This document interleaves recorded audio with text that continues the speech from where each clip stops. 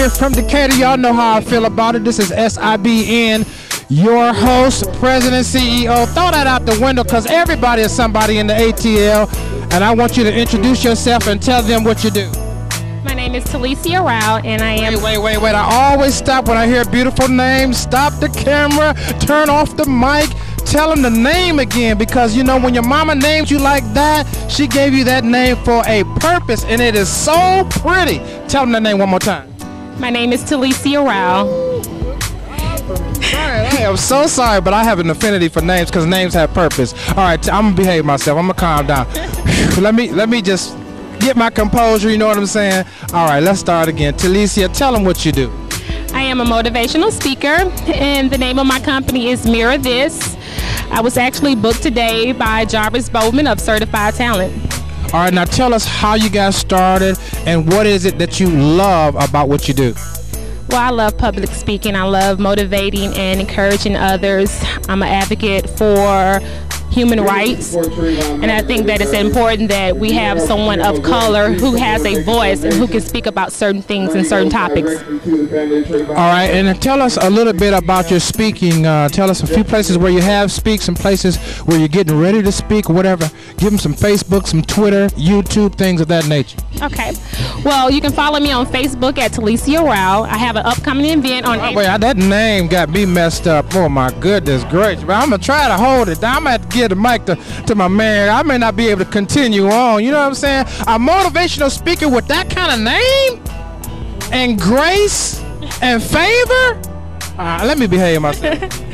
Yes, but my Facebook page name is Talicia Rao. My upcoming event is April 21st. I will be speaking at Shiloh Missionary Baptist Church in Atlanta about domestic violence for women. Also coming up in May, I will be competing. May 5th at Toastmasters District Competition, where I'm competing to become the world champion of public speaking. Wait a minute. I'm all messed up right now. Because, listen, do you have any YouTube videos already up? I don't have any YouTube video up at the moment. However, I do have a video of me speaking at the Yellow Ribbon campaign for the airmen who just came from war and going to war during the registration period. And I spoke as well. Now, will they have to vote for you? That's why I was asking about the YouTube video. Will they have to vote for you for this competition? Actually, no. We have judges there, and so yeah. Well, I wish I'd get the exclusive to come and cover you live. I mean, you know what I'm saying? It's what we do. You know what I'm saying? And today we didn't bring out the big gun cameras because you know what I'm saying. Sometimes if people break our cameras, we had one broken a few weeks ago. But I am so glad to have you on set. Now, regarding the Trayvon Martin situation, I know you got something to say, but I want you to go ahead and look into the camera, talk to the world, and give us a repertoire of what it means for us as African Americans. Let me just say this one piece as a lineup. I was speaking to someone earlier, and I told them that one of the things that we as African Americans have to stop doing is giving people a license to kill us. But I'm gonna behave myself because it's not my stage. I want you to just give your repertoire on this situation in Florida. Thank you. I think what African Americans have to understand first and foremost, the law was never created for us to protect us anyway.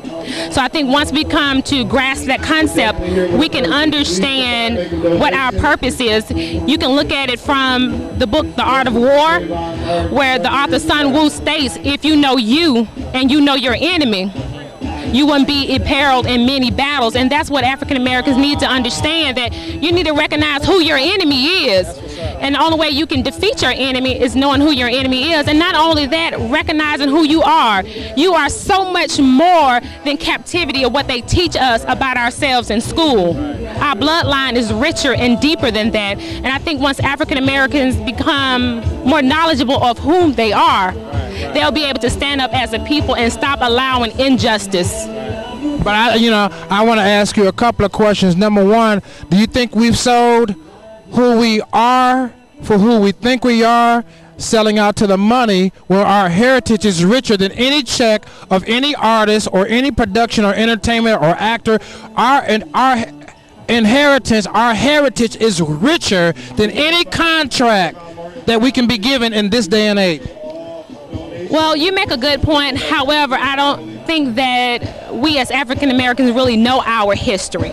You understand what I'm saying? So if you truly don't understand your history, then how can you really know what your next legacy will be? So that's where reading come in, studying, and learning. Wait, we gotta go back. So now she's gonna give us a 1, 2, make sure you're in the frame here. She's gonna give us a 1, 2, 3 step on how to know so that we can value our heritage. First, you have to wonder, what type of life did we live before captivity? So therefore, you have to understand your history. Once you understand your history, you begin to read more and educate your mind. Once you educate your mind, you'll be able to educate the world. And that's what I do. But I've got to be able to step aside what may be popular in the culture, running with the boys or always on Facebook. I got to sacrifice something to read that book to get that knowledge. Would you say? I would have to agree with that. You most definitely do. I think it's a point in time where we have the library at our fingertip with the internet sources. But we're not using it like we used to use it 30 years ago. Well, we're not using it because it's actually a distraction. Right. I mean, if you look at the owners of Facebook, if you look at the owners of many conglomerates, you see that the faces don't mirror us. Right. We're too busy playing video games. We're too busy running the streets. We're too busy wearing our pants sag until we don't understand that knowledge is power. And you have to understand, why did the oppressor did not want us to read? Why didn't he want us to learn? And once you can understand and grasp that concept, you can become more knowledgeable of who you are and be able to gain power. And I also, since I was telling a friend of mine, I said, you know what? There's an old proverb that says that pleasure can bring us to poverty. And for us, for African Americans, where we are right now, certain pleasures, even though we may have the legal whatever, we cannot afford as a race certain pleasures because it throws us off from center, so that we can bring ourselves back to places where we have quiet time, quiet emotionally, quiet. Speak to that issue just for a quick minute. Well, that actually just goes back to, I couldn't per se agree with you. That's fine. Go ahead. About purchasing certain things, because we as African Americans, we've been taught so much to emulate others. You understand what I'm saying? So we have been, we look at what other people have and we idolize it, and we want that. And that is, instead of creating your own yardstick, instead of creating your own masterpiece. I think that's what we really have to get back to. We have to understand. And also, I just want to say this to the brothers and the sisters out there using the N-word. Understand that the N-word is really negus, N-E-G-U-S, which means king. So once you know your history, you'll know that someone can't oppress you with words of ignorance. You're welcome on the network anytime, because if you don't have somebody disagreeing with you, it don't make for a good conversation. You know what I'm saying? That's what's up. All right. So you gave me your Facebook. Did you give me your Twitter?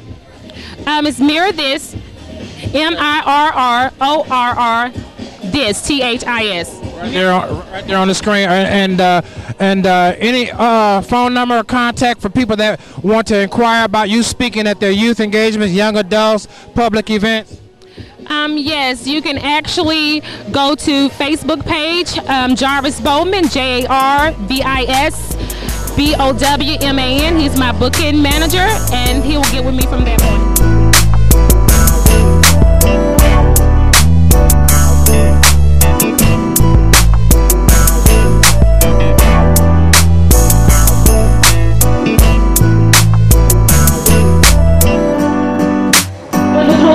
Approaches your car, you ask permission to roll down your window. When the policeman asks you for your license, your registration card, and your proof of insurance, you make sure that you let him know where it is, and then get permission to retrieve it and place your hands back on the steering wheel.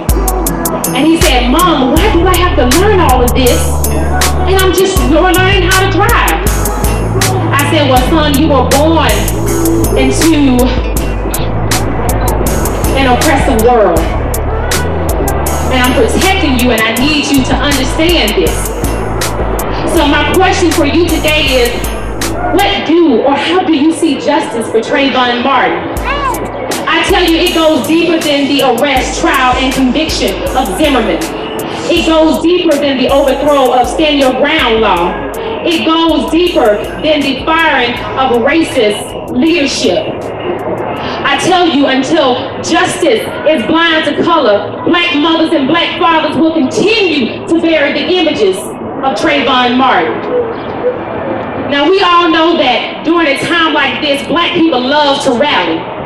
We'll march. But if you're marching without a purpose, if you're marching without a plan, you're just some marching fools. But what does justice for Trayvon Martin look like to me? It looks like me backing injustice into a corner and telling injustice, I'm not letting you out of that corner until you create justice for just us. That is what justice for Trayvon Martin looked like to me. I want you all to understand that America was never built, its rules, its laws was never built, nor was it created to protect black people. So I'm tired of black people sounding surprised that something is happening to them. But I do want you to understand this. My posthumous mentor is Malcolm X. And I love me some Malcolm X, and I think the world really slept on the brother. He said black people need to start thinking like black people. And you need to change your philosophy. Once you begin to change your philosophy, you begin to change the way you think. Once you begin to change the way you think, you begin to change your attitude. Once you begin to change your attitude, you begin to change your actions. Once you begin to change your action, then you can put a plan into action. My plan is to back injustice into a corner and tell injustice, I'm not letting you out until you create justice for just us.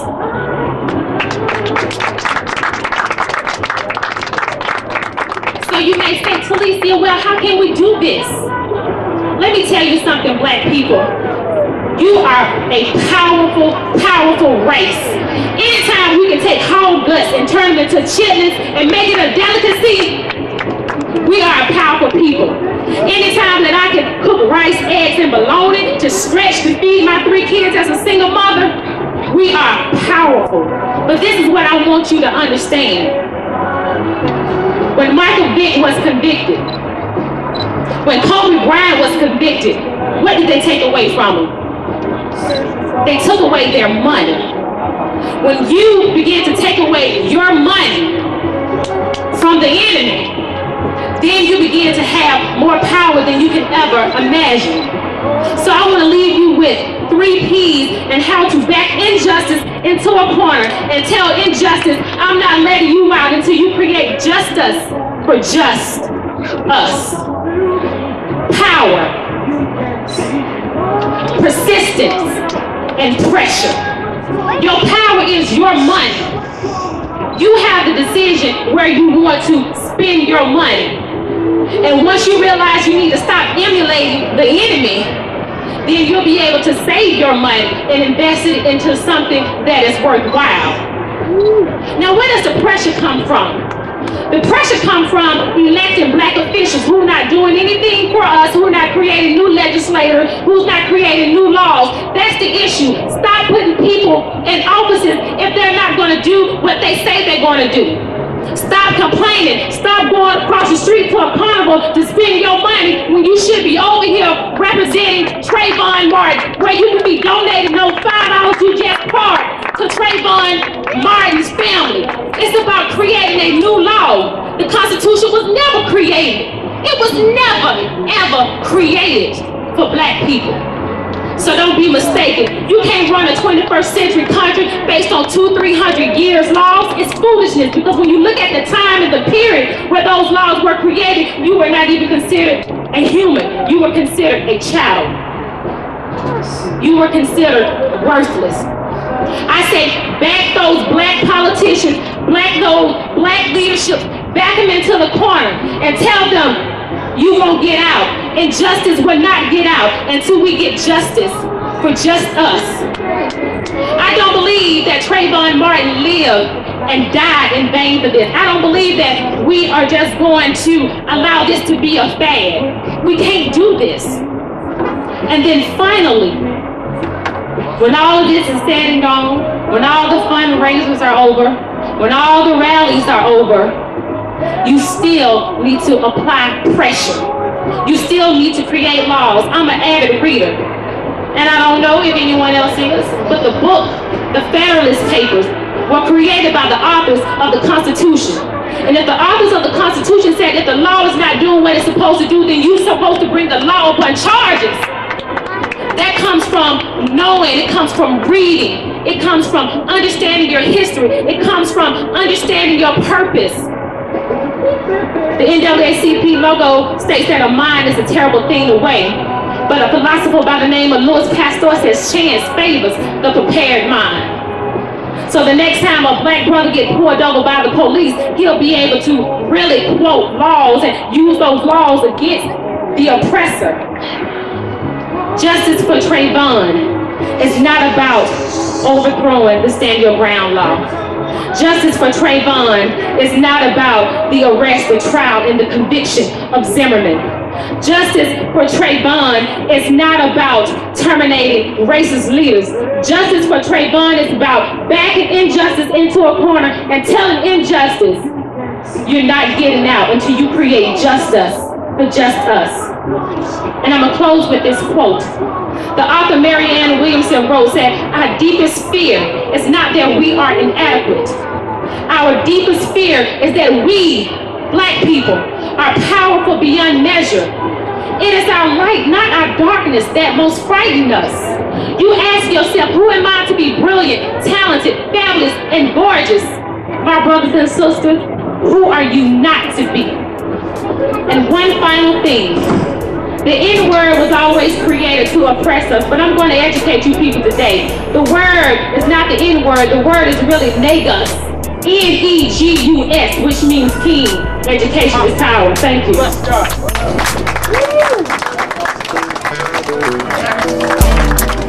you very much. Thank you very much. That was excellent.